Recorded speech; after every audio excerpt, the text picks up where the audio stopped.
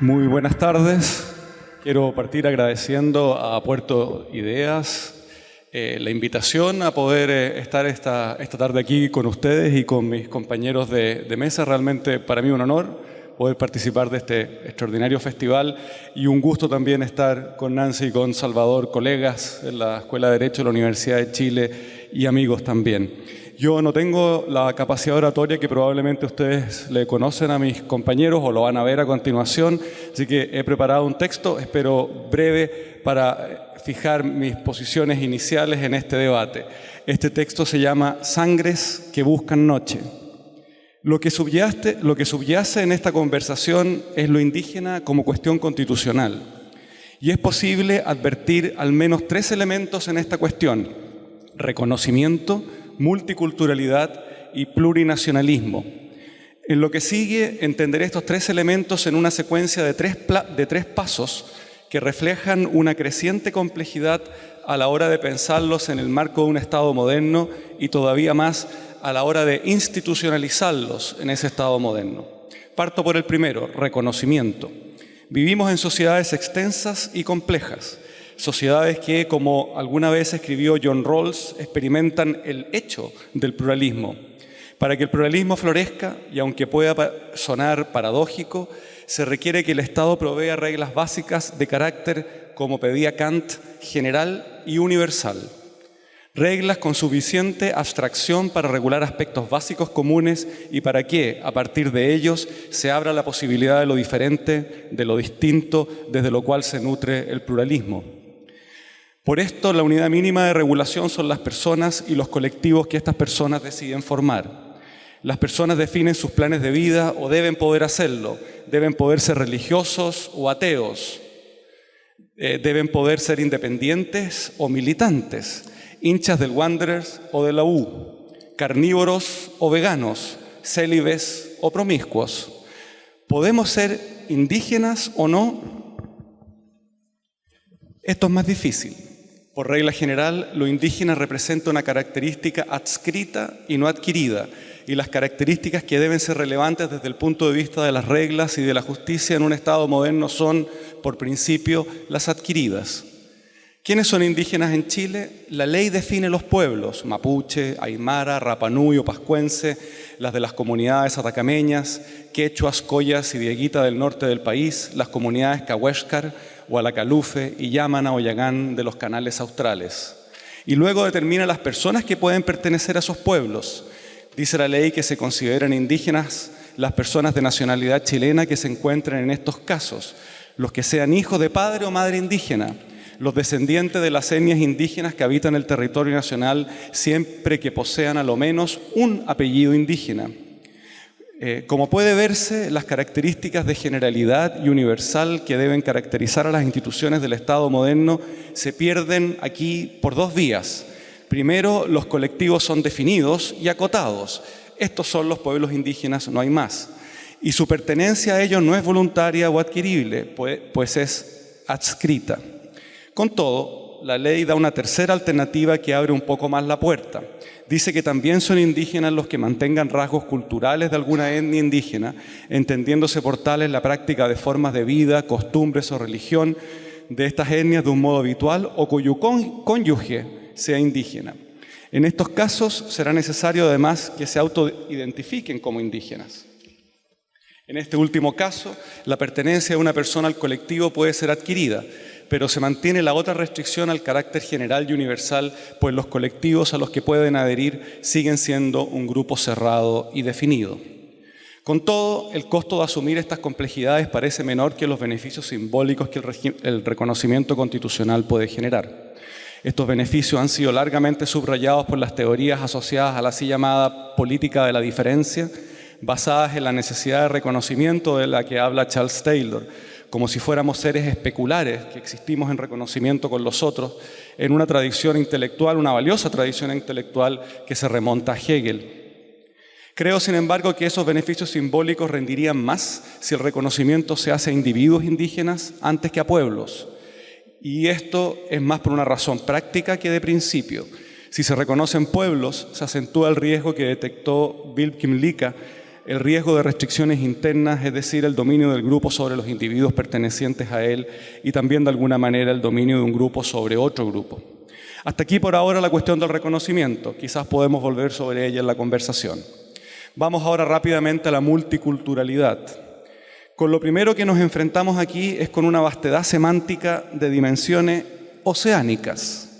Pongo, por ejemplo, la definición de cultura de la UNESCO, que es una definición bastante canónica.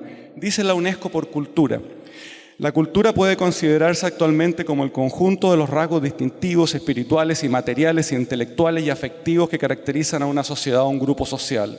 Ello engloba, además de las artes y las letras, los modos de vida, los derechos fundamentales del ser humano, los sistemas de valores, las tradiciones y las creencias, y que la cultura da al hombre la capacidad de reflexionar sobre sí mismo. Es ella la que hace de nosotros seres específicamente humanos, racionales, críticos y éticamente comprometidos. A través de ella discernimos los valores y efectuamos opciones. A través de ella el hombre se expresa, toma conciencia de sí mismo, se reconoce como un proyecto inacabado, pone en cuestión sus propias realizaciones, busca incansablemente nuevas significaciones y crea obras que lo trascienden. Es decir, todo. No debería sorprendernos entonces las dificultades que tiene el Estado a la hora de regular o darle forma institucional a la cultura. La ley que creó el Consejo Nacional de la Cultura y las Artes el año 2003 no ofrece definición alguna de cultura. Sí la usa como adjetivo: política cultural, vida cultural, desarrollo cultural, patrimonio cultural. La Constitución Política algo dice también en algunos pasajes al respecto. Lo mismo pasa hoy en el debate que está en el Congreso sobre el futuro ministerio, ya no de la cultura, sino que de las culturas. No hay definiciones, sino que una estructura diversificada para distribuir fondos a proyectos que determinados consejos estimen al caso de carácter cultural. A propósito de la cuestión indígena, se nos habla de multiculturalidad. Busqué por este concepto en las dos constituciones que se tienen como modelo a estos respectos, la de Ecuador y la de Bolivia, pero no lo usan. El que usan es interculturalidad. Y en otros lados he visto usar la palabra pluriculturalidad. Confundido en medio de este cosmos semántico, me encontré con el informe anual sobre derechos humanos del Instituto Nacional de Derechos Humanos del año pasado. Citando a Catherine Walsh, el informe avanza una distinción entre estos conceptos. Cito: multiculturalidad normalmente se refiere en forma descriptiva a la existencia de distintos grupos culturales que en la práctica social y política pertenecen separados, divididos y opuestos. Por el contrario, la pluriculturalidad indica una convivencia de culturas en el mismo espacio territorial, aunque sin una profunda interrelación equitativa entre ellas. La interculturalidad, por su parte, propone desarrollar una interacción entre personas, conocimientos y prácticas lógicas, racionalidades y principios de vida culturalmente diferentes, una interacción que admite que parte de las asimetrías sociales, económicas, políticas y de poder y de las condiciones institucionales que limitan la posibilidad de que el otro pueda ser considerado sujeto con identidad, diferencia y agencia, con capacidad de actuar. Hasta aquí la cita. Así, la adopción de un enfoque intercultural requiere impulsar activamente procesos de intercambio que por medio de mediaciones sociales, políticas y comunicativas permitan construir espacios de encuentro, diálogo, articulación y asociación entre seres y saberes, sentidos, prácticas lógicas y racionalidades distintas. Según esta clasificación, entonces, la interculturalidad parece ser lo más deseable. El desafío sería institucionalizar procesos de intercambio, mediaciones sociales, políticas y comunicativas que sirvieran de interfaces entre lógicas y sentidos, para no usar de nuevo la palabra cultura, que sean distintos. Me pregunto, ¿qué podría ser esta tarea tan distinta a la tarea clásica de fomentar la libertad de expresión y de reforzar el hecho del pluralismo en las sociedades contemporáneas? Lo dejo también para la conversación que tengamos. Permítame ahora tratar el último concepto, y con esto termino: plurinacionalismo, el más delicado y riesgoso a mi juicio. El concepto de nación es antiguo, pero su relevancia política está asociada a la modernidad y al surgimiento de los estados nacionales. La conexión entre la nación y el Estado nacional, está condicionada por la capacidad de la nación de ejercer soberanía. El lenguaje vinculado a la nación, a lo nacional, me parece extremadamente riesgoso, y pensemos hoy día en los resultados electorales que hemos tenido en el último tiempo y en el Brexit de Inglaterra hace algunos meses. Suele pues abrir un plano inclinado por el cual es fácil deslizarse hacia el nacionalismo. Y frente al nacionalismo, este derivado de la nación, estoy aquí con estas palabras de Vargas Llosa, que lo cito: Detesto toda forma de nacionalismo, ideología o más bien religión provinciana de corto vuelo, excluyente, que recorta el horizonte intelectual y disimula en su seno prejuicios étnicos y racistas, pues convierte en valor supremo, esto es interesante, en privilegio moral y ontológico la circunstancia fortuita del lugar de nacimiento. Junto con la religión, el nacionalismo ha sido la causa de las peores carnicerías de la historia.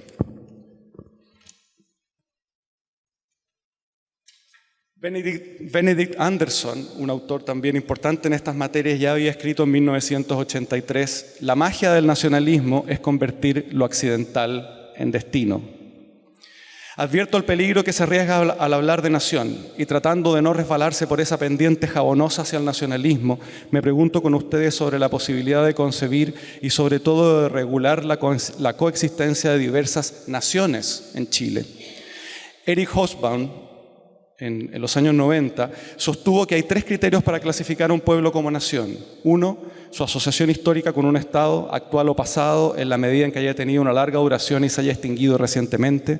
2, existencia de una élite intelectual con una historia prolongada que haya derivado en la creación de una literatura escrita y en la capacidad de un gobierno y administración. Y 3, la capacidad de conquista. La postura de Hobsbawm parece muy estricta y me parece excluye de plano la posibilidad de hablar de plurinacionalismo en Chile. A lo más podríamos hablar de la nación chilena. Más matices tiene la posición del cientista político chileno Óscar Godoy, quien señala que hay 2 sentidos de nación. Una se parece a la de Hobsbawm, es fuerte, una comunidad que se ha organizado políticamente bajo la forma estatal, cuyos miembros habitan un mismo territorio, tiene un mismo gobierno y han consolidado una unidad de destino que supera sus orígenes religiosos, étnicos y lingüísticos a través de la posesión de un mismo estatuto político ciudadano. La otra es menos exigente. Nación equivale a una comunidad histórica cuyos miembros están unidos por lazos de cultura, religión, lengua y una palabra que a mí me complica también, raza común.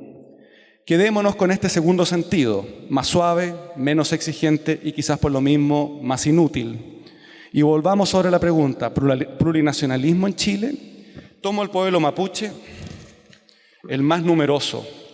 Y la pregunta entonces es, además de la nación chilena, ¿una nación mapuche?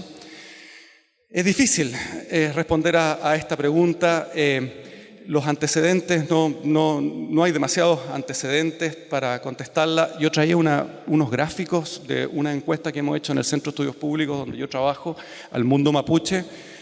La voy a comentar cuando entremos en el diálogo. Es una encuesta bien interesante, la hicimos el 2006, la volvimos a repetir 10 años después, o sea, este año, en las regiones metropolitanas, del Biobío, en la Araucanía, los ríos y los lagos, a población mapuche urbana y población mapuche rural. Y además hicimos un grupo de control de los vecinos que se autodefinían como no mapuches, de estas personas que se autodefinían como mapuche.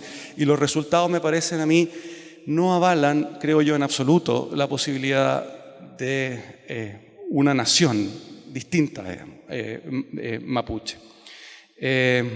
Pero lo tomamos después. A la luz de esos resultados me atrevo a avanzar la hipótesis que no existe una base sociológica y menos política para consagrar constitucionalmente el plurinacionalismo entre nosotros, ni siquiera en la versión débil que hemos usado. Sí, reconocimiento constitucional, ojalá de individuos y no de pueblos, y en lugar de multiculturalidad y pluralismo en la Constitución, el viejo y clásico pluralismo. Así, en vez de esforzarse por cargar el lápiz y trazar la línea entre un nosotros y un ellos que caracteriza la lógica derivada de la nación, en vez de esforzarse por seguir las fuerzas ancestrales que nos invitan a convertir lo fortuito en destino, lo que veo y quiero ver es un espacio que invita, como ha escrito Arturo Fontaine, y aquí lo cito, a unirnos a lo diferente, a fundirnos con lo que nos es ajeno y nos llama, no para repetirnos, sino para crear algo nuevo. Y remato con Borges, el más argentino y al mismo tiempo el más universal de los escritores del otro lado de la cordillera, quien se refirió a esta corriente abierta y dinámica y dice así: pródiga aventura de estirpes, no para perdurar, sino para que las ignoren al fin, sangres que buscan noche. Gracias.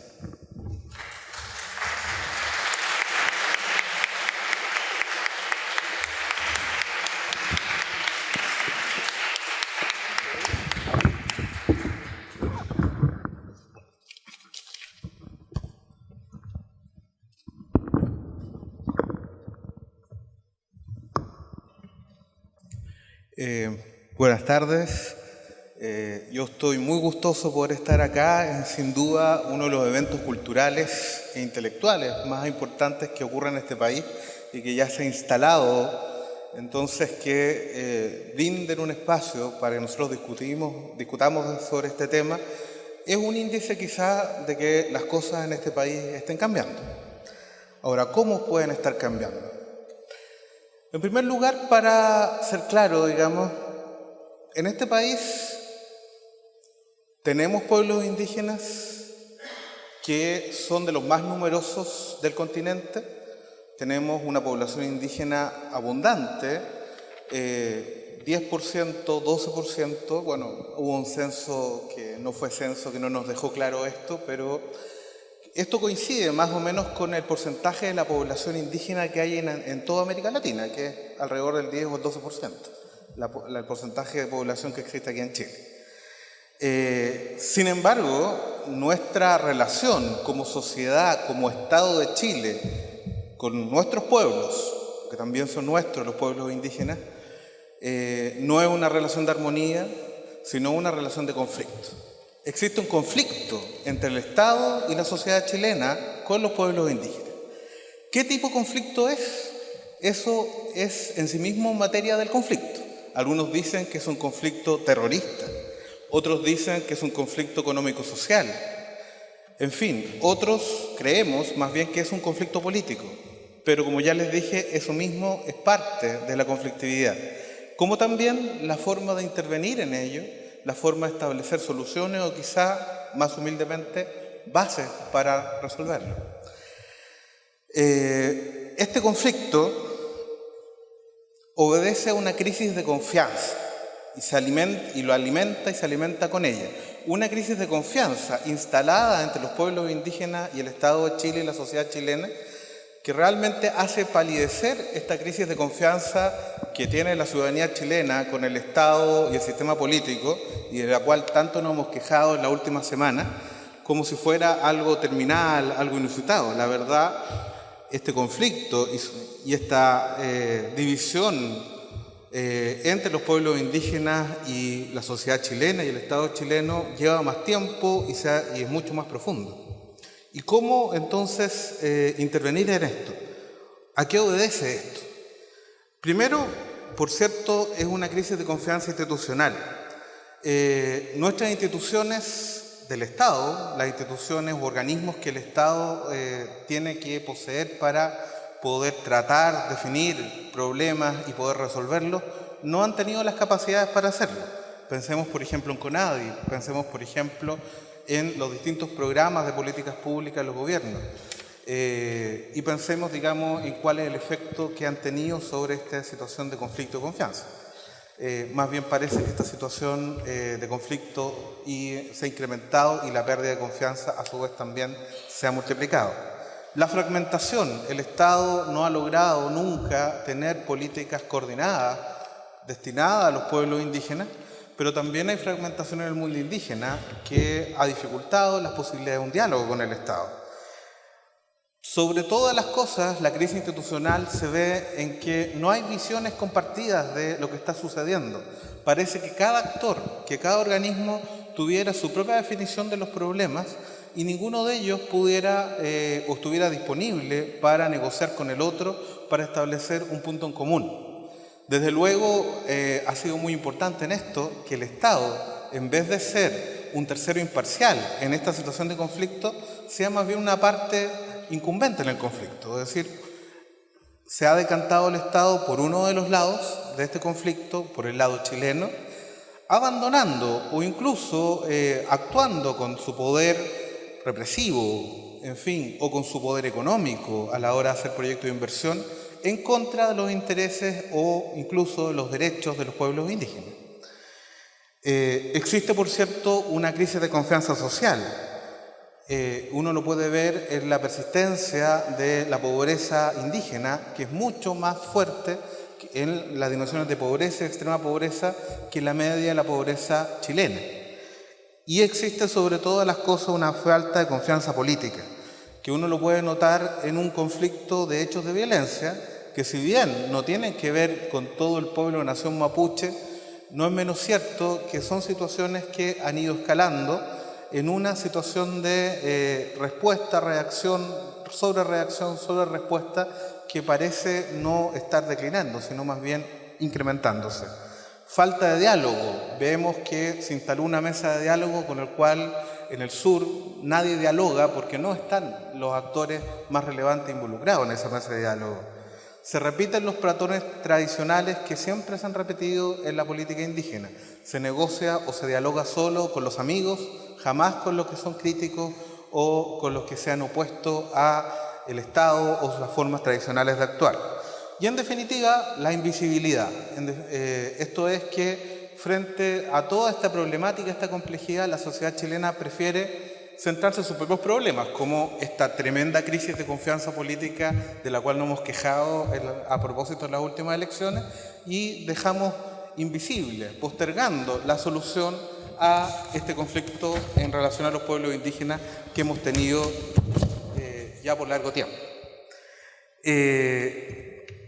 ¿Por qué esto no nos ha motivado a generar un cambio? ¿Por qué nos hemos hecho un quiebre en este estado de cosas? Básicamente porque esta invisibilidad no es una invisibilidad inocente, sino que es sostenida sobre todo por los intereses de ciertos actores que a este conflicto, que es un conflicto histórico, un conflicto cultural, le ha superpuesto un conflicto económico, un conflicto de uso de recursos naturales.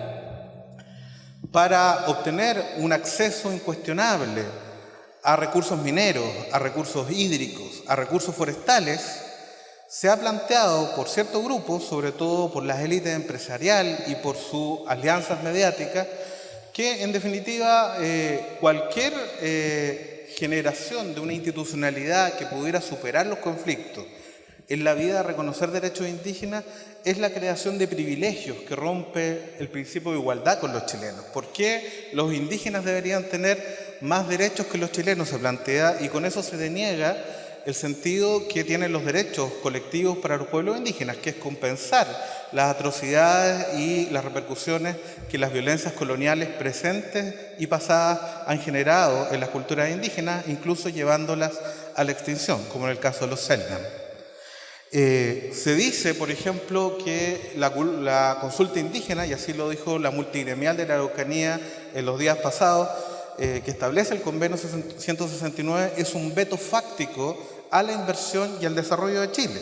Se ha dicho que la política de restitución de tierra es la que genera la violencia. La violencia no viene generada por la destrucción de las formas de vida indígenas, sino viene generada por la política pública que trata de resolverla. Y en definitiva se insiste que el problema no es político, sino solo económico y social.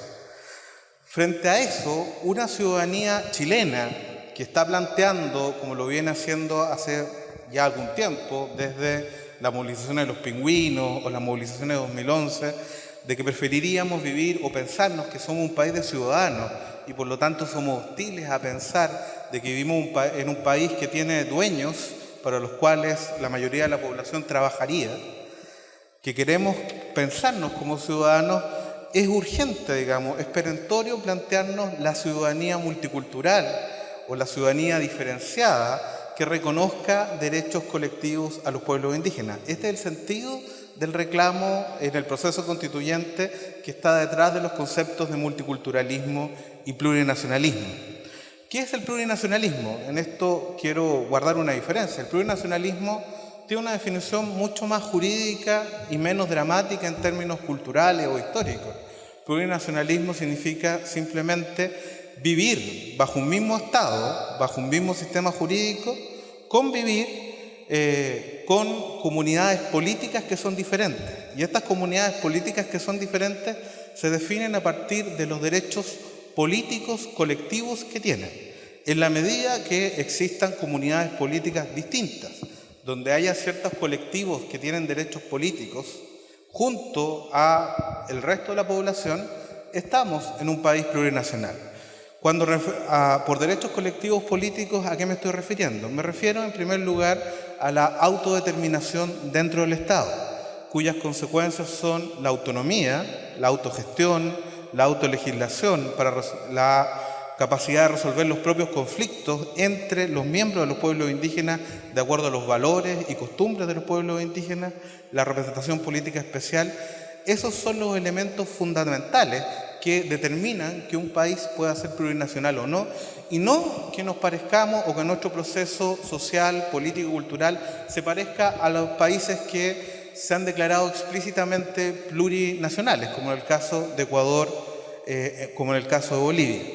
Ecuador y Bolivia siguieron sus procesos, pero nosotros, creo, podemos hacer una vía chilena hacia el plurinacionalismo, una vía donde podamos, dentro de la democracia, construir instituciones, donde no dependamos, como en el caso de Ecuador y Bolivia, de líderes carismáticos, sino más bien donde el Estado pueda empezar a dialogar de manera horizontal con la multiplicidad de liderazgos indígenas que existen, y que eso se traduzca en la generación de instituciones que evolutivamente vayan generando espacios de inclusión, con reconocimiento de la diferencia de los pueblos, y a partir de ello los pueblos indígenas puedan participar plenamente en la vida nacional, y a partir de allí buscar un reconocimiento de sus derechos territoriales, de sus derechos culturales.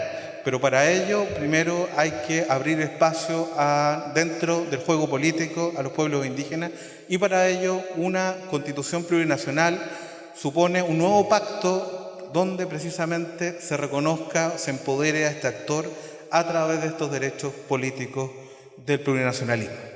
Muchas gracias.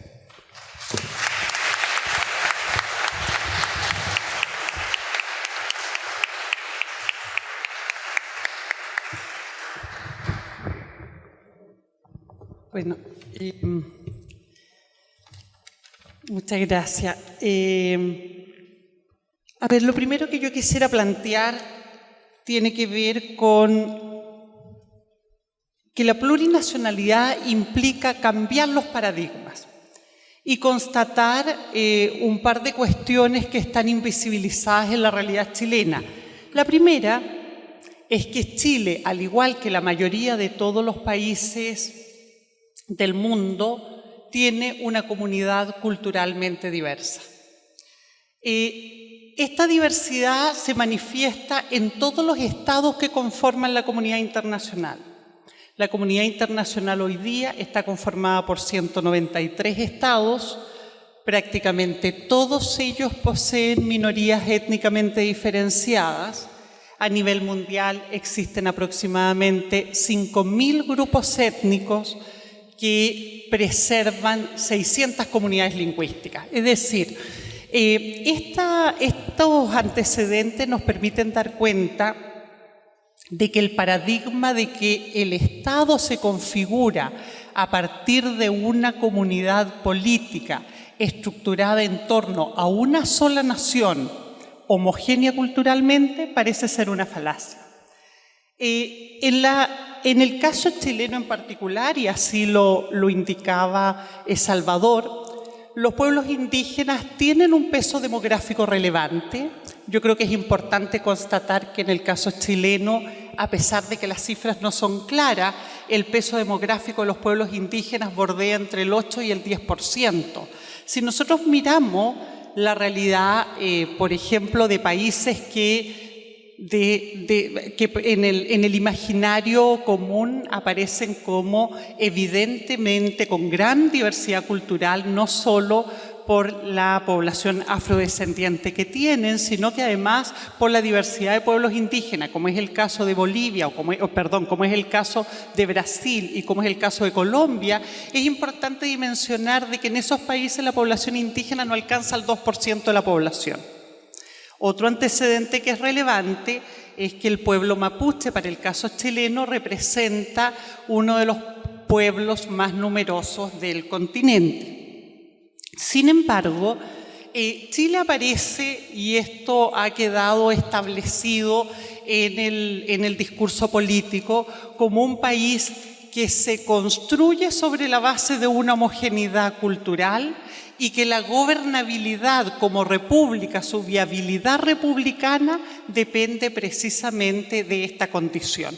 Y yo lo primero que quisiera cuestionar es precisamente esta afirmación, ¿no?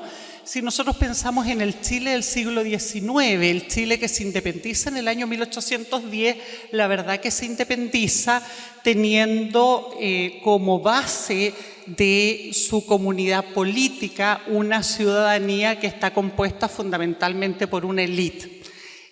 Por lo pronto, lo primero que debiéramos señalar es que Chile se constituye como república por un territorio bastante reducido, que tiene como límite el río Copiapó por el norte y que tiene como límite por el sur el río Biobío. Por lo tanto, la mayoría de los pueblos indígenas que hoy día reivindican un reconocimiento constitucional estaban fuera de las fronteras territoriales en base a las cuales se independiza el Estado de Chile. No había sido anexado Rapa Nui, no estaba incorporado el territorio de los pueblos indígenas andinos que fueron incorporados a través de la Guerra del Pacífico, no estaba incorporado el pueblo mapuche anexado en virtud de la Guerra de la Araucanía.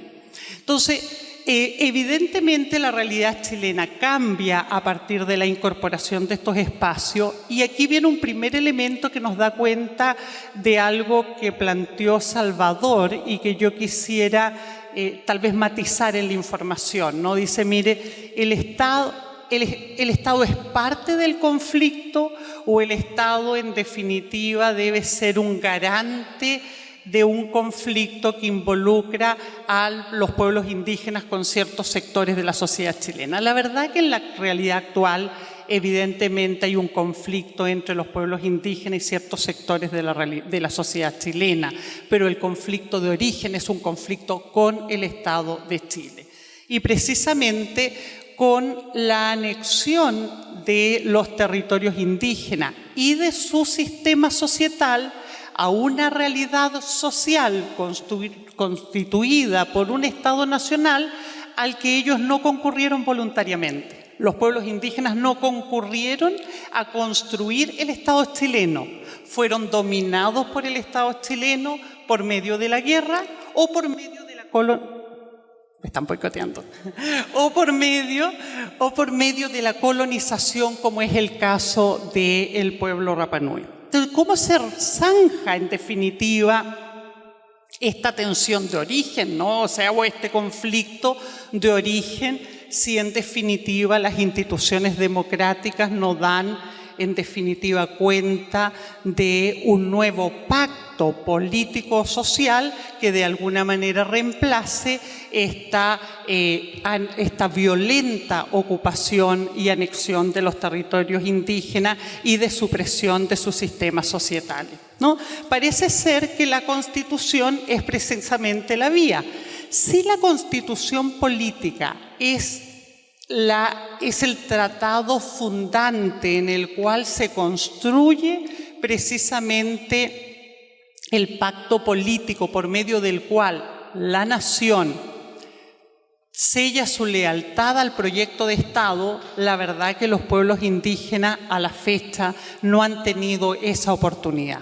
Y si nosotros hacemos una revisión de las constituciones chilenas, la Constitución de 1833 no solo dejó fuera a los pueblos indígenas, dejó fuera a las mujeres, dejó fuera a todos aquellos que no tuvieran propiedad, es decir, dejó afuera a todos los pobres de bienes, dejó fuera a todos los que no supieran los que no supieran leer ni escribir en una sociedad del siglo XIX mayoritariamente analfabeta, es decir, en una constitución que en definitiva fue construida por la oligarquía y en donde la comunidad política está finalmente determinada exclusivamente por un pequeño grupo. La verdad que en el correr de la profundización democrática en nuestro país, ciertos sectores como las mujeres o la mayoría del país ha logrado el estatus de ciudadano. Pero la pregunta es, ¿han logrado los pueblos indígenas el estatus de ciudadano?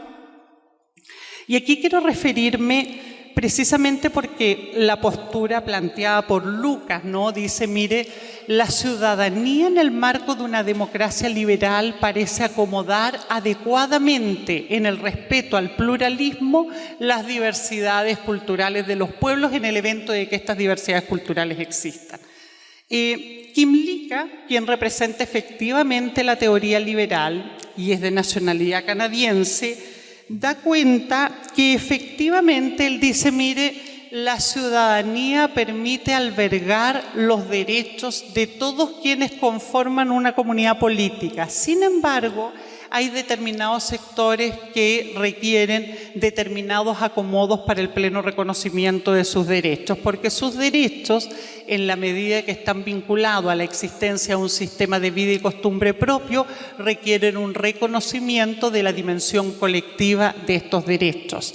Y sus miembros de la pertenencia a este grupo en donde tienen expresión, en definitiva, los derechos que le corresponden en condición de individuos plenos en una sociedad democrática. Sin embargo, bajo la mirada, la mirada de Kymlicka dice, algunos grupos necesitan acomodarse mediante el reconocimiento de algunos derechos específicos, derechos de autogobierno, autodeterminación, el reconocimiento de sus territorios y el reconocimiento además de formas especiales de representación política y también de derechos pluriétnicos en donde se expresen sus diferencias culturales.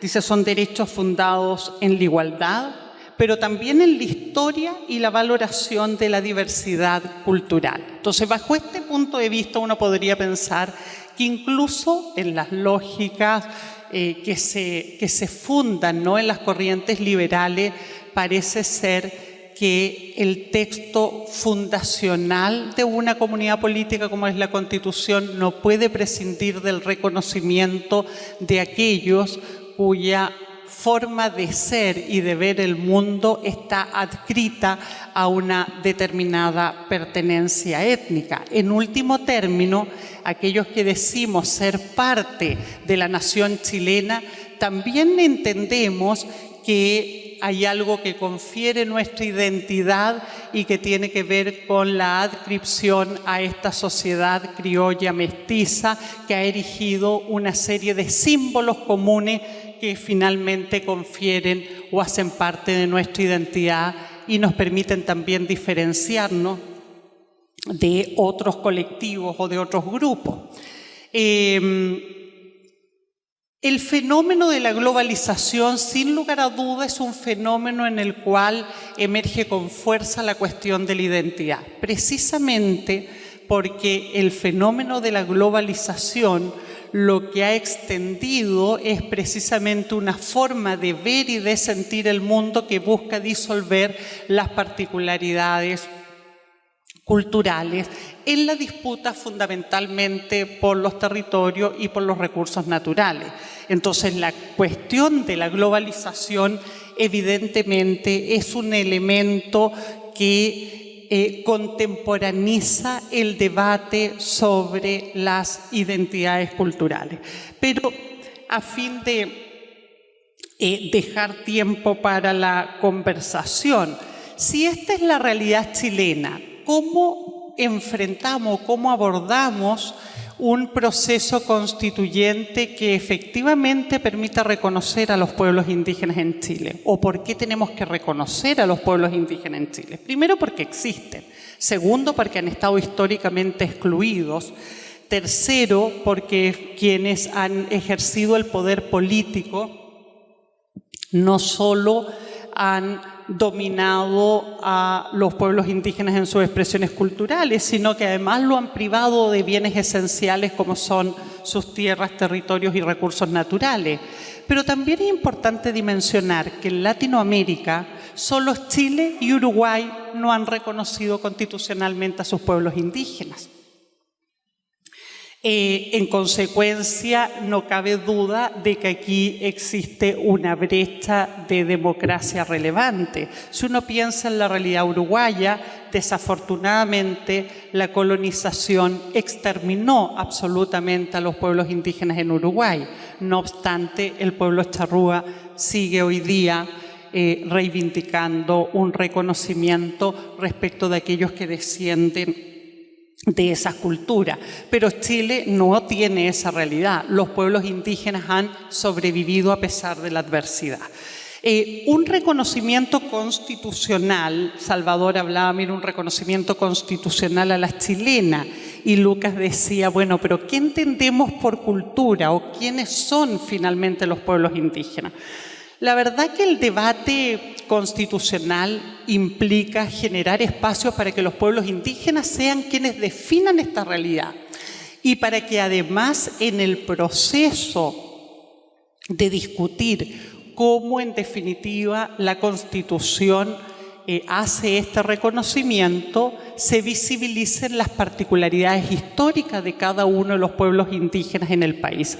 Y quiero hacer un solo punto respecto a estas particularidades. El primero, si Chile quiere hacerse cargo, como debiera, de la realidad del pueblo Rapa Nui, el Estado de Chile, en el marco de la discusión constituyente, debe necesariamente revisar las obligaciones contraídas con la suscripción del Acuerdo de Voluntades suscrito por Policarpo Toro en el año 1888 con el pueblo Rapa Nui, donde se comprometió a respetar la propiedad Rapa Nui sobre las tierras y la investidura política de sus jefes. En esas condiciones, el pueblo Rapa Nui aceptó incorporarse a la comunidad política chilena y respetar la soberanía del Estado de Chile. Esta discusión pone en debate no solo la obligación de reconocerle al pueblo Rapa Nui derechos en condición de pueblo indígena por ser originario de ese territorio, sino que además implica determinar el estatuto de descolonización del pueblo Rapa Nui, porque el pueblo Rapa Nui tiene la particularidad que es un pueblo localizado a 3.800 kilómetros de distancia de las costas chilenas y por lo tanto constituye un territorio de colonización, o sea, un territorio colonizado que tiene derecho a reivindicar el estatuto de descolonización del sistema de Naciones Unidas. Y eso es algo que debemos incorporar al debate político. Y lo segundo tiene que ver con, en el marco del reconocimiento de los pueblos indígenas que quedaron adscritos dentro de las fronteras chilenas, hasta dónde llega este reconocimiento. Y en el marco de este reconocimiento constitucional, no solamente reconocer los derechos colectivos de los pueblos indígenas, sino que además pensar si vamos a redefinir la noción, la concepción misma del Estado. Vamos a mantener este modelo de Estado presidencial y la división político-administrativa impuesta en épocas de dictadura, donde la presencia de los regimientos fue lo que definió las fronteras político-administrativas internas, o vamos a definir, definir una división político-administrativa que permita efectivamente que ahí donde los pueblos indígenas tienen mayor representación demográfica puedan conducir los destinos de ese territorio y si tenemos intendentes electos tengan probabilidades ciertas, ¿no?, de acceder al poder político regional y a las instancias de deliberación, de modo que el gobierno regional y local evidencie, visibilice, manifieste las particularidades étnicas de ese territorio y los pueblos puedan tener espacios efectivos para promover sus intereses. Me parece que ese es el debate que viene en el marco de una nueva Constitución. Hasta ahí me quedo por ahora.